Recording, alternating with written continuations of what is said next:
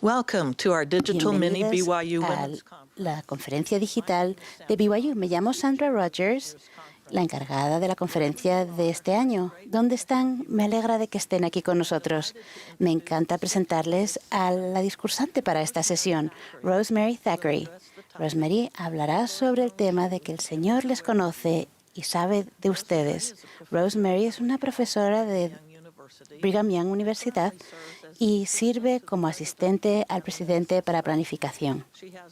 Tiene títulos de la Universidad de Utah State y de la Universidad de Utah. Se encarga en este momento como presidenta del STACA, de la Sociedad de Socorro, y anteriormente sirvió en las Mujeres Jóvenes. Es la tía preferida de 16 sobrinas y sobrinos, y les invito a que lean más acerca de la hermana Thackeray en la página de Internet de la Conferencia de Mujeres. Apreciamos la preparación de Rosemary y sabemos que van a disfrutar de su discurso. Me gusta reunirme con otras personas, lo llevo en mi ADN. A mis padres les gustaba congregar a las personas, reunirse con amigos y familiares, generalmente con comida en abundancia.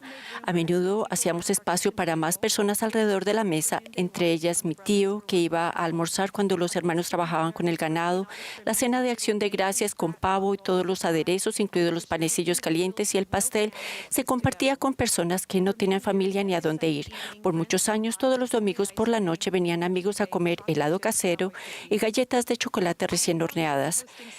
Me ha encantado organizar cenas los domingos para los primos Thackeray mientras asistían a la Universidad Brigham Young e incluso después de graduarse. Al final de la comida posamos para tomar fotos serias y otras divertidas, como poner las manos a modo de cuernos de venado en la cabeza. Exhibo esas fotos en la pared de mi comedor bajo el rótulo "Los mejores recuerdos se hacen cuando estamos juntos alrededor de la mesa". A la mayoría nos gusta reunirnos. Una lección que aprendimos de la pandemia del COVID-19 es que la interacción humana es vital para nuestra salud mental y emocional.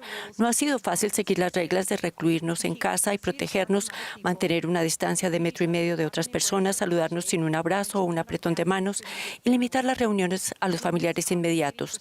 Extrañamos el congregarnos los domingos en la capilla, participar en las ordenanzas del templo, para congregar a nuestros antepasados y reunirnos para celebrar bodas, funerales, cumpleaños, bautismos, etc.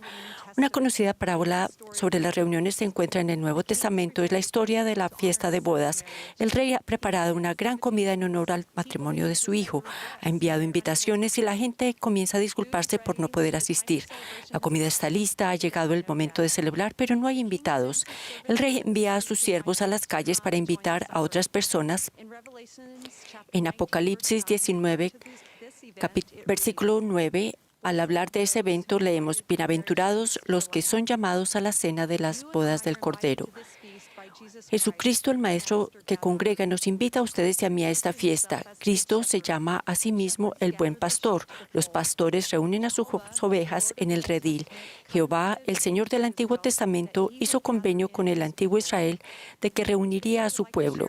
Hoy quisiera compartir 4 verdades que son útiles para responder a la invitación de Cristo de congregarnos con Él y aumentar nuestra capacidad de recoger al Israel disperso conforme preparamos al mundo para la segunda venida del Salvador. Verdad número 1, Él las conoce.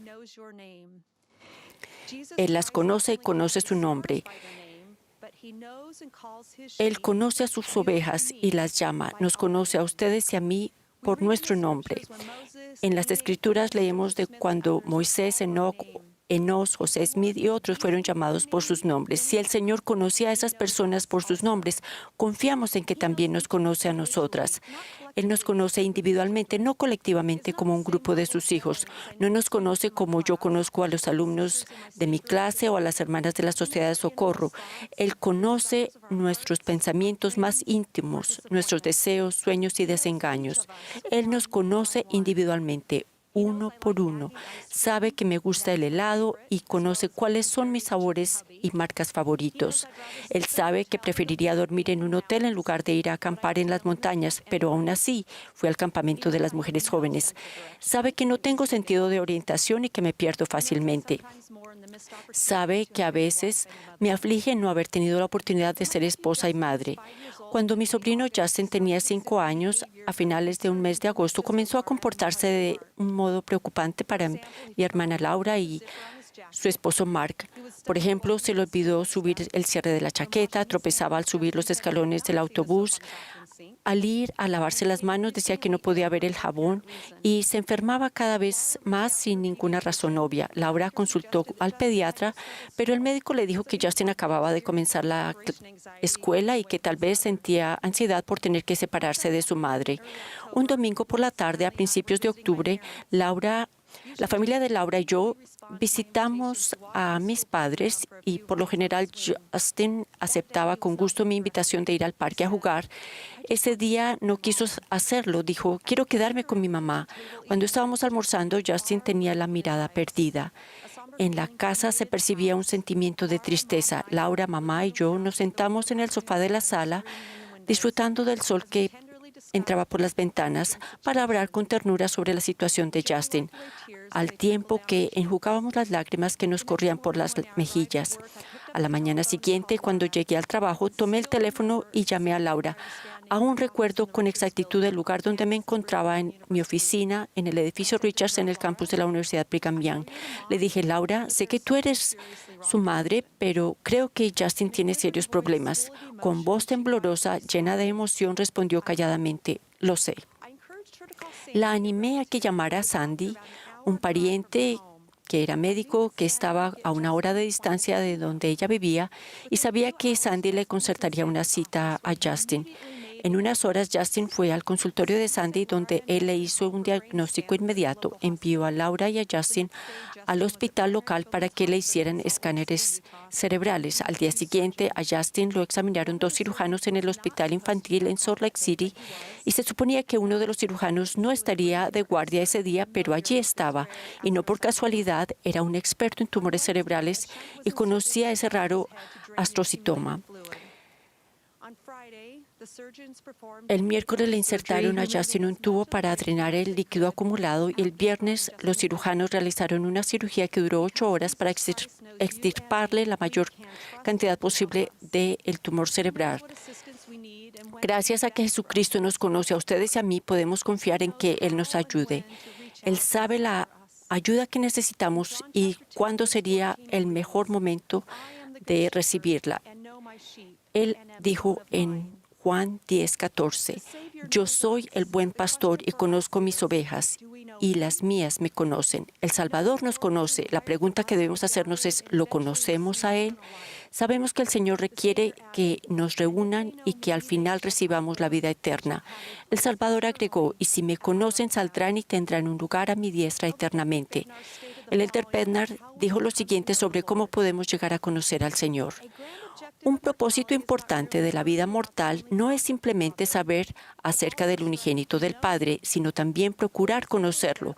4 pasos esenciales que pueden ayudarnos a llegar a conocer al Señor son ejercer fe en Él, seguirlo, servirle y creerle. Conforme llegamos a conocer al Salvador, aumenta nuestro deseo de ayudar y congregar a los demás en amor, tal como Él lo haría. Invito a todos a considerar lo que podemos hacer para conocer al Salvador mejor de lo que lo conocemos hoy. Verdad número 2, Él las escucha. En el libro de Mormón, el Salvador mandó a los nefitas y nos manda a nosotras hoy día que siempre oremos al Padre en su nombre, es decir, el nombre de Jesucristo. El elder David L. Frischneck compartió lo siguiente sobre el milagro de la oración. Él dijo, si bien debemos orar todos los días constantemente, no hay nada ordinario o automático, ni formulista o común sobre la oración. Cada vez que oramos al Padre con sinceridad en el nombre del Señor, ocurre un milagro sagrado y único. Y el milagro no es solo que encontraron las llaves perdidas del auto o que recordaron la respuesta correcta en el examen o que recibieron la respuesta a una pregunta urgente en su vida, aunque esos milagros serían algo que recordarían. El milagro es que de verdad hablaron con Dios y que Él de hecho les escuchó y les respondió.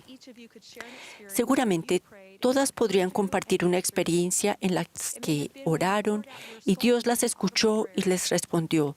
Tal vez fue cuando le derramaron su alma en una oración audible, o quizás haya sido una oración en silencio o una oración que tuvieron en el corazón durante años. La hermana Bonnie Parkin, expresidenta de la Sociedad de Socorro, compartió lo siguiente. Ana Matilda Anderson era una joven que vivía en Suecia en la década de 1880. Cuando ella y su familia se unieron a la iglesia, fueron ridiculizados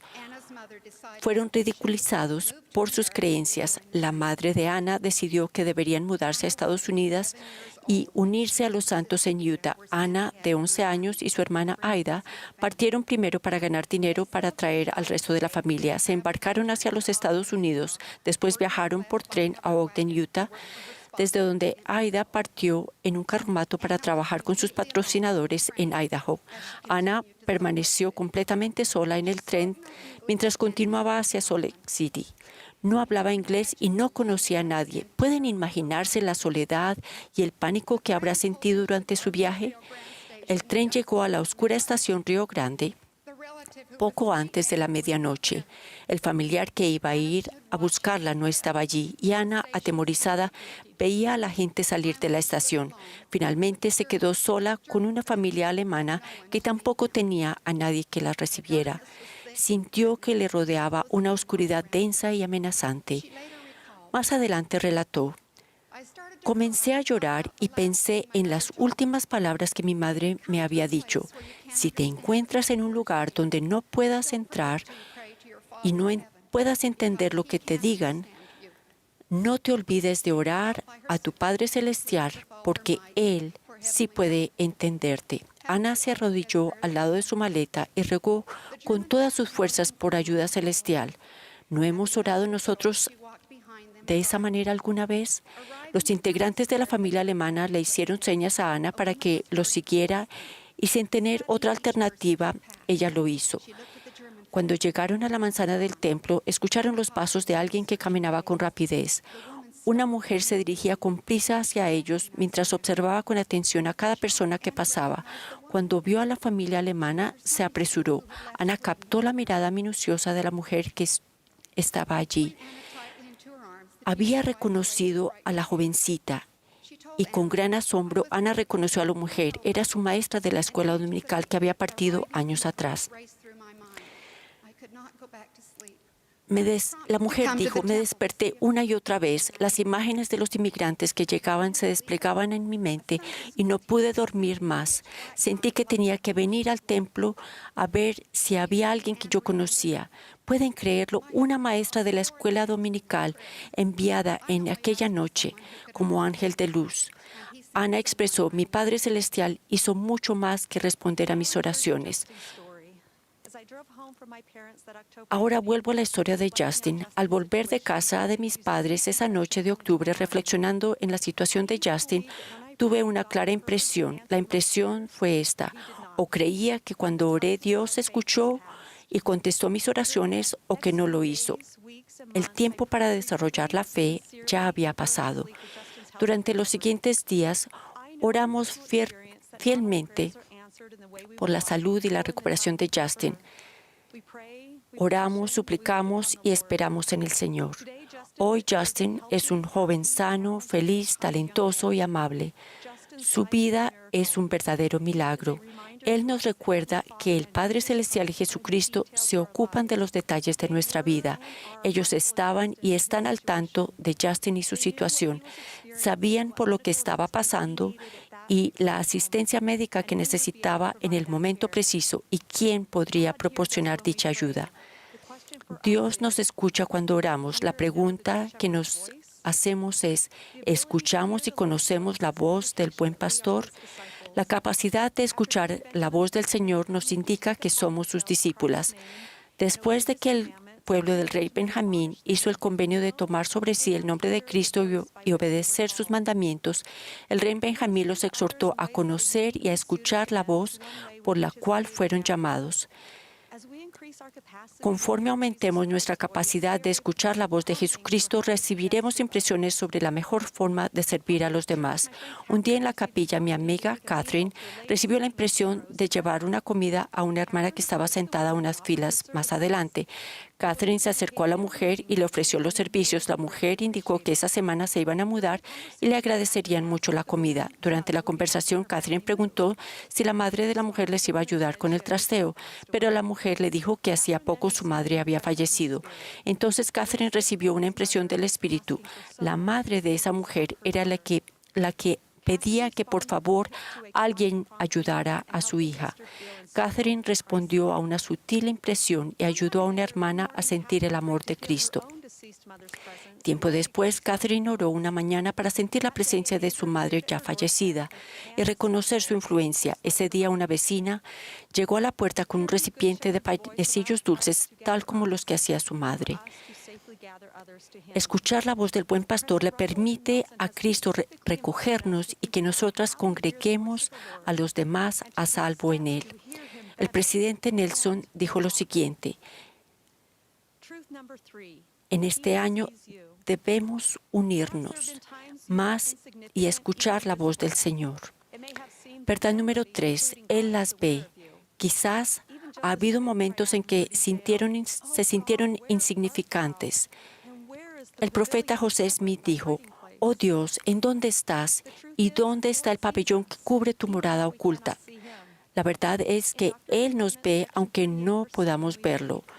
En Doctrina y Convenios 38:7 dice: «Pero he aquí, de cierto os digo que mis ojos están sobre vosotros, estoy en medio de vosotros y no me podéis ver». Mi amiga Liz compartió la siguiente experiencia sobre cómo sabía que Dios la conocía a ella e incluso las decisiones que estaba tomando. Hace algún tiempo pasé de un barrio de jóvenes adultos solteros a un barrio de familia convencional. Me preguntaba si estaba renunciando a mi oportunidad de casarme, ya que elegí no asistir al barrio de solteros mayores. Mientras oraba y preguntaba si esta decisión me privaría de la oportunidad de casarme, sentí una impresión del Espíritu: «Sé dónde estás». El Padre Celestial estaba al tanto de las decisiones que había tomado y sabía exactamente dónde estaba y qué estaba haciendo. Él sabe dónde encontrarme cuando me necesite. Parecería que cuando sentimos que tenemos poco o ningún control de nuestras circunstancias es cuando procuramos una afirmación de que el Señor nos ve y sabe de nuestra situación. Es lo que sentí el verano pasado cuando mis padres padecían problemas de salud. A mi padre le diagnosticaron cáncer y poco después le descubrieron un tumor del tamaño de una pelota de voleibol en el riñón. Mi madre tuvo varios problemas de salud, los cuales se agravaron con una demencia avanzada que parecía progresar exponencialmente con el deterioro de la salud de mi padre. Yo comenzaba un nuevo puesto en el trabajo, mi horario era cada vez más exigente y me preocupaba cómo íbamos a hacer mis 3 hermanos y yo para cuidar a mi mamá cuando falleciera mi padre. Durante ese tiempo, mi amigo Brad compartió conmigo una experiencia que tuvo cuando su madre estaba muriendo de cáncer de pulmón años atrás. Oré para pedirle al Padre Celestial que aliviara la carga de mi madre. Se me ocurrió que ella estaba en sus manos y a su cuidado y que mi responsabilidad era serle fiel a él y a mi madre. Fue una experiencia aleccionadora para mí. Me recordó que el Señor no está en una galaxia distante, lejos de nosotros. Él está cerca y en los detalles de nuestra vida. Él sabe y controla cuándo es hora de que regresemos a Él. Un día fui al templo con el propósito de buscar una guía con relación a mi madre. Mientras esperaba para participar en las ordenanzas, me senté al lado de una hermosa pintura de una joven con cabello largo, rubio, que le caía sobre los hombros. Estaba sentada rodeada de un cielo azul claro y muchas flores. Pensé en mi madre cuando era una niña, tenía el cabello largo, rubio y lo llevaba trenzado. Se deleitaba con las flores y la jardinería. Mientras estaba allí, reflexioné y abrí las Escrituras en Doctrina y Convenios 44:6, donde dice: «He aquí os digo que es preciso que visitéis a los pobres y a los necesitados y les suministréis auxilio para que sean amparados hasta que se hagan todas las cosas conforme a mi ley que habéis recibido». Mi respuesta fue que debía seguir visitando a mi madre para aliviar su sufrimiento. Como Brad dijo, el Señor estaba al tanto de nosotros y de nuestra situación y la situación de mi madre. 5 días después falleció papá. En las primeras horas de la mañana del día del funeral de él, mamá cruzó pacíficamente el velo para reunirse con su amado compañero. Mis oraciones fueron contestadas y se aligeró la carga de ella. El Salvador nos ve. ¿Con cuánta frecuencia vemos a Jesús en nuestra vida? Un día, durante el periodo de cuarentena en el hogar por el COVID-19, una señora de nuestro vecindario sugirió que tuviésemos un día para buscar a Jesús. Nos invitó a poner láminas de Jesús en una ventana del frente de nuestra casa y luego los niños y los adultos podrían caminar por el vecindario buscando imágenes del Salvador. Esto me dio ánimo y me testificó que todos nosotros creemos en Cristo. En las Escrituras, los profetas nos exhortan repetidamente a recordar la bondad de Dios. Del mismo modo, se nos manda agradecer al Señor en todas las cosas. Una clave es que podremos disfrutar de su Espíritu siempre para guiarnos en el trayecto de regreso a Dios. Reconocer y escribir los momentos en que experimentamos la mano de Cristo en nuestra vida no solo es para nuestro beneficio, sino que nos reafirma que podemos confiar en Dios y guardar sus mandamientos. De hecho, dar testimonio del Salvador y de su bondad es esencial para llevar a otras personas a Cristo. En el transcurso del tiempo, las mujeres pueden tener una gran influencia en otras personas y en las comunidades. Piensen en las mujeres que en las primeras horas de la mañana fueron a la tumba del Salvador solo para encontrarla vacía, la mujer samaritana en el pozo, Abish, la mujer lamanita en el libro de Mormón. El presidente Nelson prometió bendiciones si reconocemos la mano del Señor en nuestra vida y escribimos esas experiencias. Verdad número 4. Él las ama. El elder Uchtdorf dijo, nuestro Salvador, el buen pastor, nos conoce y nos ama. Él los conoce y los ama. Él sabe cuándo están perdidos y Él sabe dónde están. Él conoce su dolor, sus súplicas en silencio, sus temores y sus lágrimas. No importa cómo se hayan perdido, ya sea debido a sus propias malas elecciones o debido a circunstancias más allá de su control. Lo que importa es que ustedes son sus hijos y Él los ama. Mi colega Jeff compartió lo siguiente sobre su hija Caroline. Caroline tenía serias dificultades. A veces, con frecuencia, Caroline se pone triste, llora y ni nosotros ni los médicos podemos determinar qué le pasa. Solo tenemos que esperar y orar. Caroline a menudo está triste y hace ruido en la capilla, o a veces está feliz, pero de todos modos no hay manera de calmarla. La llevamos al vestíbulo de la capilla, donde la empujamos en su silla para tranquilizarla con el movimiento. Y ahora el resto de la historia con las palabras de Jeff. Un domingo, hace un par de años, llegué a la capilla empujando a Caroline, que se sentía muy triste y pensaba que solo nos quedaríamos para la Santa Cena. Mientras caminaba por el vestíbulo, ella seguía triste. Me preguntaba si alcanzaríamos a quedarnos para la Santa Cena. Mis esfuerzos por consolarla parecían en vano y el llanto de Caroline ciertamente molestaba a los demás. Entonces comenzó el himno sacramental y Caroline se calmó un momento cuando comencé a cantar. De pronto se puso inquieta, así que me acerqué y le canté. Ella se calmó y escuchó. El himno sacramental ese día fue Mansos reverentes hoy, que fue escrito como si el Salvador estuviera cantando. Yo estaba concentrado en Caroline y no en el himno, hasta que llegamos a la cuarta estrofa y estas fueron las palabras que le canté a mi hija. Cual amigo os amé con un infinito amor. Miré en ese momento los grandes ojos azules de Caroline y sentí profundamente la verdad tierna y personal de esas palabras para mi hija. Jesucristo, el Redentor del mundo, ama a Caroline con un infinito amor. Incluso allí en el vestíbulo, en su estado menos que ideal, Caroline recibe amor. Cuando está triste o dolorida, cuando sus padres no tienen ni idea de qué le pasa y no pueden consolarla, hay alguien que es su amigo eterno, que sabe cómo se siente y cómo ayudarla. El corolario es también cierto.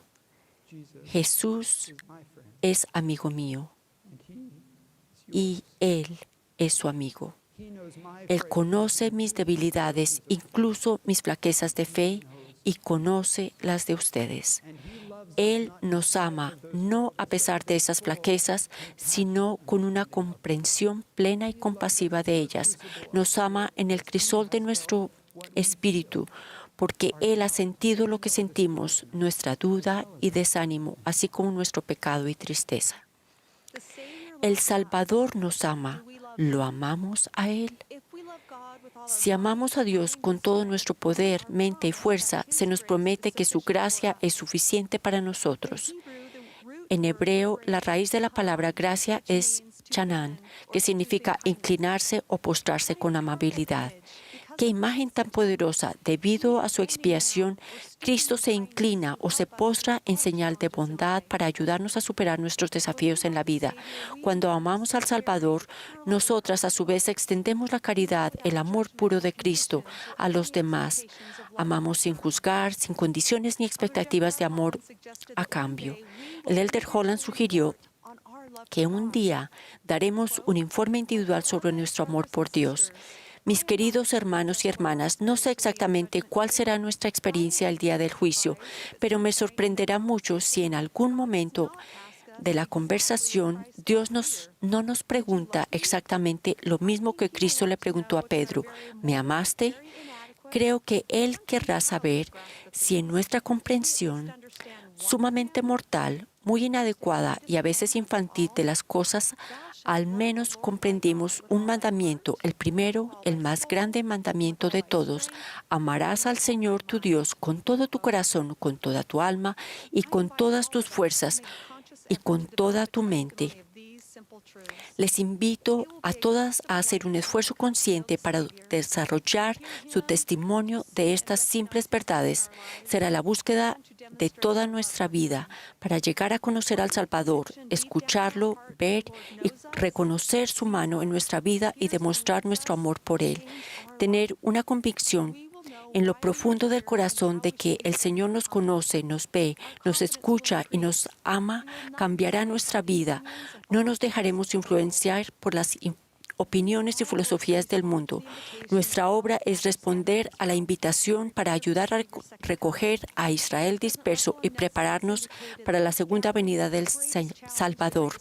El presidente Russell Nelson ha indicado: ese recogimiento es el desafío más grande, la causa más sublime, la obra más grandiosa de la tierra hoy en día. Necesitamos de ustedes, necesitamos de su fortaleza, su conversión, su convicción, su capacidad para dirigir, su sabiduría y sus voces. Cuando estas verdades se escriban en las tablas de carne del corazón, nos preocupará menos lo que la gente piensa de nosotras, y el amor del Señor será más profundo y duradero que cualquier elogio y adoración fugaz que el mundo pueda ofrecer. Cuando nuestro fundamento es el Señor Jesucristo, el diablo podrá lanzar sus vientos y sus dardos en el torbellino, pero no tendrán el poder para arrastrarnos al abismo de miseria y angustia sin fin. Hace varios años buscaba sinceramente la respuesta a una pregunta. Un domingo acudí al Señor en oración y ayuno y decidí terminar mi ayuno después de reunirme con la presidencia de Estaca para ser apartada para un llamamiento. La bendición que recibí en ese momento fue hermosa, pero mi pregunta quedó sin respuesta. Al concluir la reunión, el presidente me pidió que me quedara por un momento. Luego me dijo que mi bendición tenía más, pero sintió que era demasiado personal para que las otras personas la escucharan. En ese entorno sagrado, cuando el presidente de Estaca y su consejero volvieron a poner sus manos sobre mi cabeza, recibí revelación personal directa e inconfundible. Esta experiencia ha sido muy importante para mí. Cuando empiezo a dudar de si Dios me conoce, si me ve, si escucha mis oraciones y si me ama, pienso en aquella noche cuando Dios contestó una oración que solo Él y yo conocíamos. El buen pastor ha extendido una invitación a cada una de nosotras. Podemos utilizar nuestro albedrío para responder o no. Él nunca nos obligará. Nuestra respuesta positiva hará que Él nos recoja en el redil. La letra del conocido himno cristiano Suave y tiernamente lo expresan mejor. Suave y tiernamente Jesús está llamándote a ti y a mí. A las puertas Él aguarda y observa, esperándote a ti y a mí. Ven a casa, ven a casa. Tú que estás fatigado, ven a casa. Sincera y tiernamente Jesús te llama. Ven a casa, ven a casa. Con gozo testifico de estas verdades. Sé que el Padre Celestial y Jesucristo viven. Se preocupan por ustedes y por mí. Ellos están en los detalles de nuestra vida. En el nombre de Jesucristo. Amén.